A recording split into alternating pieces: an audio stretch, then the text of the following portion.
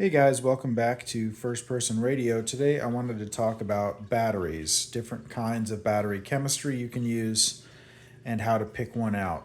Before I get started, I cannot recommend enough batteryuniversity.com. They really kind of lay out a lot of this information, and it's kind of where I get a lot of my general information about batteries and battery chemistries. If I'm asking about a specific battery, I'll just look at like the data sheet for that specific brand and model. But batteryuniversity.com really can explain to you kind of how to think about different battery chemistries and what they're good for. So let's talk a little bit about different characteristics of a battery. So the first one is volts, right? This is like the electrical pressure. If you use the analogy of water and like water flow to electricity, volts is equivalent to pressure. You're going to want something that is around 12 volts. Higher voltage will help your radio to put out more power, but if you go too high voltage relative to what your radio is built for, you can cook your radio even without transmitting.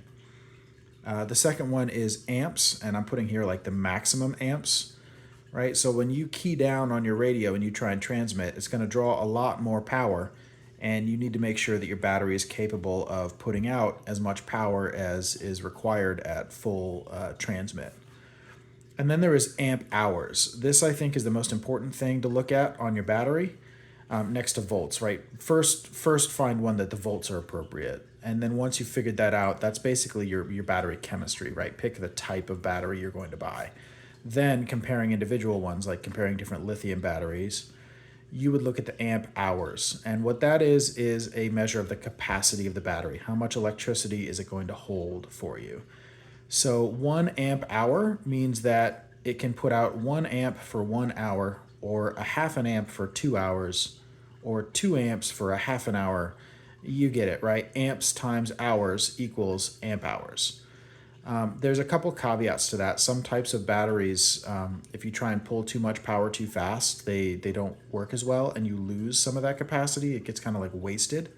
But as a rule, if you look at the amp hours of your battery, that can tell you how long you can expect your battery to last.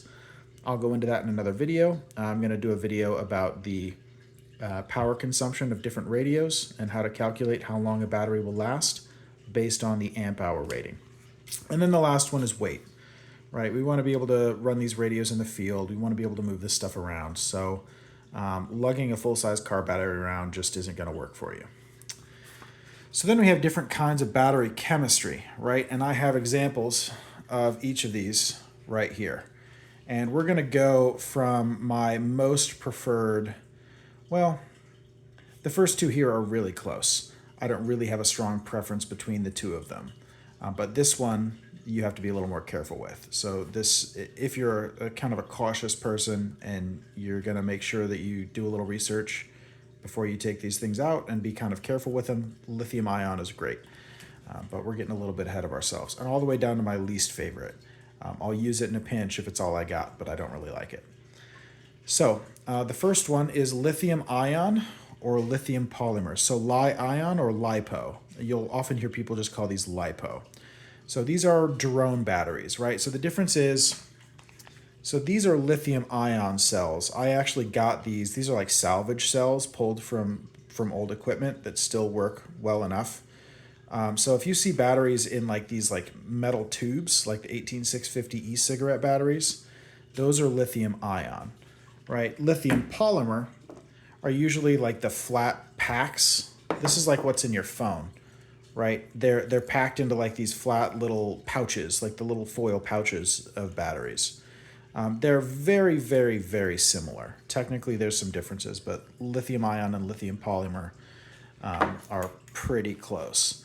So the voltage for these, this is in a 3S configuration. So each one of these is a battery. It has multiple cells on the inside, and they're kind of stacked. I'm going to use a visual example here. So this is AA batteries, right? And these are actually, when you look at how they're wired in there, each one of these, if this was a regular AA battery, which it's not, but we'll get to that later, each one of these would have 1.5 volts. And then you stack them end to end like this. And then this would give you 4.5 volts. 1.5, 3, 4.5. And this would be a 3S battery stack, right? So 3 batteries in series, 3S. You'll sometimes see them also say like 3S2P. So 2P means that there are 2 batteries side by side in parallel, so you get twice as much capacity. So 3S2P would be 6 batteries, 2 at the bottom, 2 in the middle, 2 at the top, right? So for each of these battery chemistries, I'm going to tell you the the cell configuration on the inside, right? So with lithium ion, I recommend 3S for ham radio use, and that's because the voltage range you can expect is 9 volts to 12.6. So when it's fully charged, it'll be at 12.6, and it'll kind of continuously drain until it's completely dead at around 9 volts. You usually don't want to get them all the way down to 9. I would stop using it when your battery voltage gets to 10. And really, there's not a lot of power left when you get to 10, so you're not missing much if you turn your radio off at that point, right? So that's these. And you'll see if you look at them, usually somewhere on there, they will tell you, there it is, 3 cell, 11.1 volt. They also have 4 cell, 5 cell, 2 cell, 6 cell, and the voltage goes up on each of those. And the voltage rating on the battery, that's like the average voltage over the entire discharge cycle. Keep in mind that half the time the voltage is going to be higher than that. Well, probably more than half the time, because you're probably going to usually keep your battery full. And then it can get lower than that as well. So don't just like read that and read the data sheet on your radio and say, oh, okay, it says 14.4 volts. That means I can use it. Well, if it's a high voltage lithium battery, the 4 cell, that's 14.8 volts, when that thing's fully charged, it's like 16 volts, which is too hot for some radios. So 3S if you're using lithium ion or lithium polymer batteries, right? And then the other question is, how many amps can these batteries put out? Do they have enough? And the way that this is usually measured, if you're talking about batteries generally speaking, is C. And C is saying 1C means it'll put out however many amps the amp hour rating is. And that's the maximum that it'll tolerate. So it'll drain in 1 hour is the fastest you can possibly drain it and still be safe, right? If it has a rating of like 2C, that means that you could drain it in a half an hour. It can put out double the amp hour capacity in amps and still be safe. Most drone batteries have crazy high current ratings. This is a 30C battery. So like 30 times 4 is the amount of amps that this thing can put out, which is insane. Like you can pretty much, I mean, I'm not gonna say you could exactly start a car with it reliably, but I would bet it would turn over the engine of small cars. So if you're buying a lithium ion or lithium polymer, you usually don't have to worry about how much current it'll put out, especially if it's a drone battery. There are some exceptions. This is a small one that has a built-in over discharge and under discharge protection circuit, and it only is good for 1.5C because it's designed to shut down that power if you draw more than that, because that's a safety issue. It wasn't designed to provide that high current, but usually drone batteries are designed to handle high current. You don't have to worry about them. And then amp hours per pound, right? Like how heavy is your battery compared to the amount of capacity it has? And this number is literally just, I weighed the different battery packs I have. And this has got partly to do with the chemistry of the battery and partly to do with how it's built, right? Like this one's got a plastic hard case. It's gonna weigh a little bit more than something that just has like a foil pouch around it, right? This one is very minimalist, right? It's almost all battery. There's not a lot of extra left over. This one was the one that was 7.5 amp hours per pound. This thing weighed like a third of a pound, right? Take it kind of with a grain of salt, but it gives you kind of an idea. And this battery pack, so this one I made. So these cells that I bought that were pulled from surplus, I wired them into a battery pack and duct taped it together here. And kind of soldered it and connected it all myself. I would not advise doing that unless you're very confident in your understanding of how these batteries work. So if you're going to use a lithium ion, the last thing I put down here is I've got notes here. There's a fire hazard with these guys if you treat them improperly. If you drain them too low or charge them too high, or you drain them faster than they're built for, if you exceed the C current. So if you drain them below the volts that you're allowed to, or if you drain them way too fast, or if you charge them improperly without the proper charger, they can catch fire and explode. If you've ever seen those like videos on YouTube of guys whose pockets catch fire because their e-cig explodes, that's what's happening. So be careful with these. So the first thing you're going to want, if you get one, is you're going to want to buy a dedicated battery charger. And you're going to want to buy a balance charger if you have a drone battery. So remember how these are 3S batteries. There's 3 batteries in series. And over time, one of them starts to wear out first. And then when you charge it, this thing will get overcharged. And then when you drain it, it'll get under drained. And because these 2 batteries are still going strong, and this one is worn out and might only have 80 to 70% of its capacity left, and these 2 are still trucking, right? So you use a balance charger, which will make sure that each individual cell gets topped up to the top level, right? So that you don't have 2 cells that are mostly charged and one that's kind of half empty. So these are pretty cheap. This one was a little bit more expensive. The reason I bought this one was because it can run on DC, like direct current. I don't have to plug it into the wall. I could plug this into like anything that's 12 volts ish, and I can charge my battery from it. So I could run this directly from like my car outlet and charge my batteries for portable use from my car or anything else. But you use this little plug for charging, right? So here's your battery. This is what you use to plug into your radio. And if you're using Anderson power poles, which I would highly recommend, you're gonna have to cut the wires on the connector and then crimp your own power pole connectors. Be very careful not to short these 2 together when you're doing that.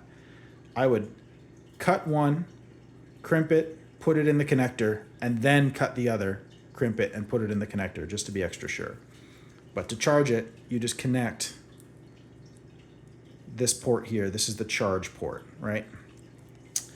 Now, what I said earlier about not discharging them too much, for that, you're going to want a little voltage alarm. So these are sold with drone batteries too. These things are deafeningly loud. I actually see these are the little speaker ports. I filled them with hot glue because they were so loud it was uncomfortable to me, because this is designed to be in the drone that you're flying 100 meters away with the engines full blast and for you to be able to hear it on the ground. So I filled these with hot glue. You can still hear it just fine. So what you do is you plug this connector in the bottom here, and you got to make sure you plug it in on the right side and the right orientation, which is this way, ground on the left. You'll fiddle with it and figure it out.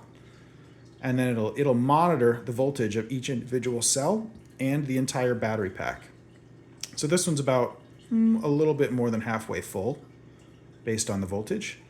And as soon as any one of these gets too low, it'll start screaming at me. And that's when I need to turn my radio off to avoid damaging my battery. These things are really cheap, like $1 a piece. So get a couple, and then you can use your battery. So that's your safety equipment, right? You have your little battery beeper, and then you have your balance charger.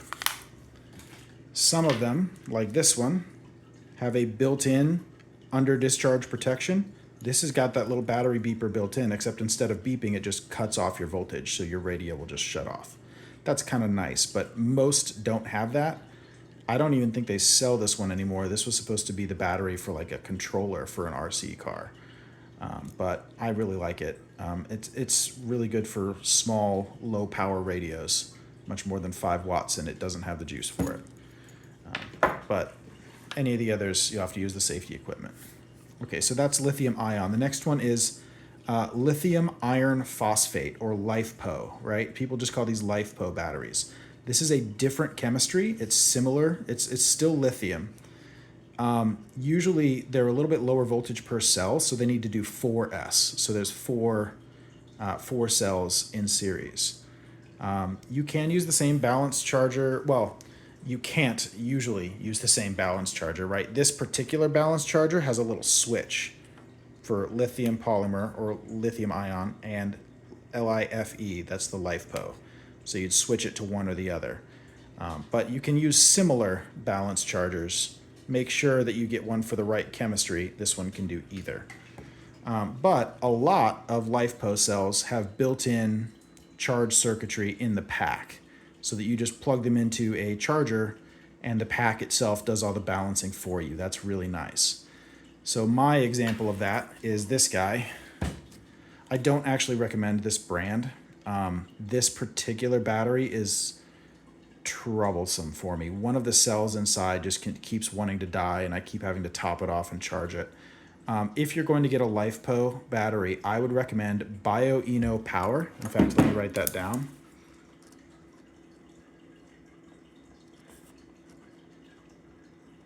This is the battery that I use in my little Yaesu FT817 rig. They're more expensive than drone batteries, but they have built-in circuit protection. He sells them with a little charger that you can just plug in to charge them, or you can charge them from the same port that you discharge them from. They're packaged really well. They're safe. They're effective. He's been around for a long time. So if you're going to get a LifePo 4, BioEno Power is a really good brand. They're like lithium. They can put out a lot of current. So you usually don't have to worry about running out of current capacity at high power, though for the battery packs with the built-in charge protection, check on that. It's not as high as lithium, so you do want to make sure that you have the capacity for the radio, but if you're running a lower power radio, you should be fine. This particular one, like I said, I'm not super fond of this particular one. This one was only 4 amp hours per pound, which is still pretty good, honestly, but wasn't as efficient on weight as lithium ion. And they are a lot safer than lithium ion. These do not have the same sort of catch fire problems that lithium batteries do, or at least not nearly as bad. You still need to be careful with them, and the same things that would cause your lithium cell to catch fire will cause a lithium iron phosphate cell to just die and stop working, but they're significantly safer than lithium ion. So these two are the A team, right? Those are the two that I would recommend you stick with. These are just kind of what's left, right? So this next one is nickel metal hydride, or NiMH. Some built-in battery packs, like the built-in battery pack for the FT817, use this chemistry. It's pretty old. They used to make power tools with this battery chemistry, like the old NiCad batteries. They're very similar to the nickel metal hydride. These are rechargeable AA batteries. I would actually recommend you get these, not for your ham radio, to just have around the house, right? If you have a solar setup, you can charge these, and you can keep all of your AA battery electronics, all your flashlights. If you've got a PVS 14 or a PVS 7 that uses AA batteries, you can keep your night vision running. Some tactical flashlights will use these, although usually they don't. And they're just really nice to have around. These are low voltage cells, so you need 10 of them in series to run a battery, and that'll give you 10 to 13.5 volts, which is pretty good. That's a reasonable voltage for most radios. They don't do a whole lot of amps though. So 1C. So these batteries, each one of these is about 2,000 milliamp hours. So 2 amp hours.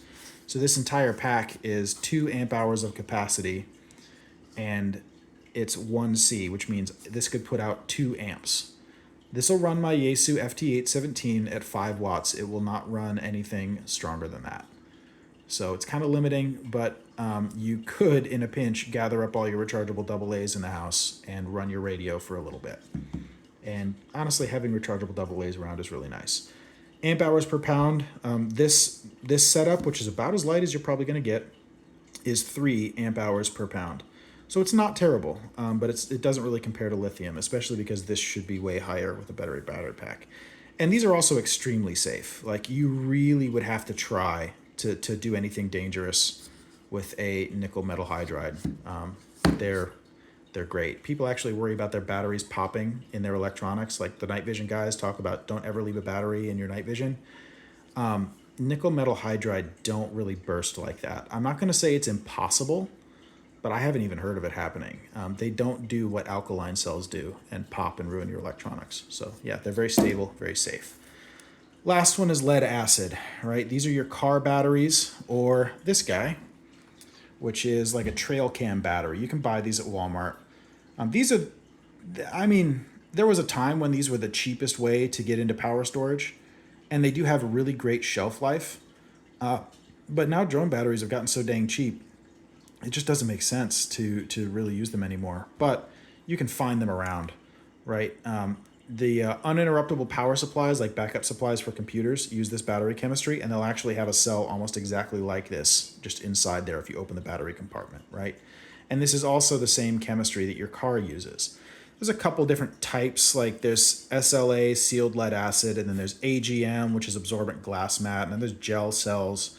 It's all kind of different variants on the same chemistry, so they all have broadly similar characteristics. The differences between them are kind of minor for our purposes. So their voltage will be from 10.5 to 12.5.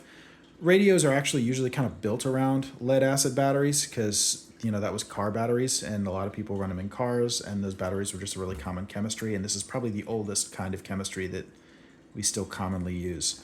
So the voltage range is great. This is actually technically a 6S cell. You can find 6-volt lead acid batteries, and you can find 24-volt, but 12-volt is by far the most common. So the discharge rate, amps, very, very low relative to capacity if you want it to be efficient at all. So 1/20th of C. So if you drain this thing any faster than full to empty in 20 hours or longer, you will not get the full rated capacity out of it. And it drops off really, really steep. So if I try and pull 7 amps average out of this thing, it's not going to last an hour. It's going to last like 15 minutes, maybe, right? So if you're running a big car battery with 200 amp hours of capacity or 150 amp hours of capacity, it'll probably run your radio just fine, and you won't really suffer capacity that much. But if you're trying to carry them around with you, just be aware. They have high surge current, so they're really good at providing short and intense bursts of high current. But if you continue to draw that high amount of current, they'll lose efficiency and waste a lot of energy, right? And then in your amp hours per pound, 1.5. These are by far the worst. They are heavy, right? And just looking at these, I just put these all on my little kitchen scale, right? If I can get the sucker to turn on. Oh, wrong button. I'm not very smart, guys. I just act like it on YouTube. This guy, 7 amp hours. Oh, hold on. Let me change my units. Yeah, almost 5 pounds. 8 amp hours of this lithium iron phosphate, which we've already established is not the best one. It's like less than half. Well, okay, maybe almost exactly half of the weight for slightly more capacity. 8 amp hours versus 7.5. And it'll handle a decent amount of current. So the rest of these, this is a 2 amp hour, less than a pound, little 5-watt rig maybe. This one is 10 amp hours. This one is actually the best power to weight ratio of all these. It's about 1.5 pounds for 10 amp hours. And then this is the 4 amp hour cell at 2/3 of a pound. Was that 3/4 of a pound? Yeah, 3/4 of a pound.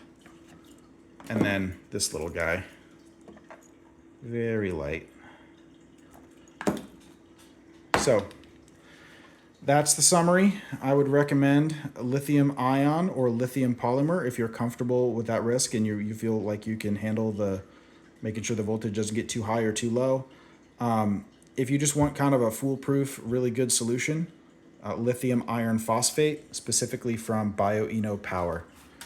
And these others are just like stuff you might already have around the house or should consider keeping around the house in the case of rechargeable AA's. All right, that's it. Look forward to the next video on measuring the battery consumption, power consumption of your radio, and calculating how long one of these batteries might last in typical usage.